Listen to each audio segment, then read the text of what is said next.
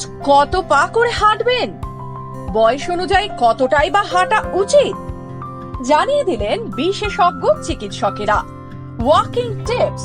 ওজন কমানোর জন্য অনেকেই ডায়েট বা ওয়ার্কআউটে মনোযোগ দেন। সেভাবে স্থূল ব্যক্তিরা প্রতিদিন ব্যায়াম ও হাঁটাহাঁটি করে ওজন কমানোর চেষ্টা করেন। শরীরের অতিরিক্ত ওজন কমাতে হাঁটা খুবই কার্যকরী। বিশেষজ্ঞরা সুপারিশ করেন যে প্রতিদিন 10,000 স্টেপ হাঁটা আপনার ওজন কমাতে সাহায্য করতে পারে।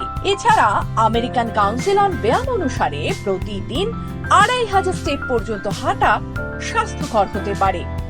অনেক গবেষণায় আবার প্রতিদিন কমপক্ষে 10,000 পা হাঁটার পরামর্শ দেওয়া হয়েছে। বিখ্যাত চিকিৎসকেরা বলেছেন যে বয়স নির্বিশেষে প্রত্যেক ব্যক্তির প্রতিদিন কমপক্ষে 10,000 পা হাঁটা উচিত। এটি হার্টের স্বাস্থ্যের উন্নতি করে। প্রতিদিন 4 থেকে 5,000 স্টেপ হেঁটে সুস্থ থাকা যায়, কিন্তু গবেষণায় দেখা যাচ্ছে 10,000 স্টেপ পর্যন্ত হাঁটা একেবারে ক্ষতিকারক নয়। তবে হ্যাঁ, 10,000 স্টেপের নিয়ম শিশুদের জন্য নয়। শিশুদের প্রতিদিন নির্দিষ্ট ধাপে হাঁটার কোনো প্রয়োজন নেই।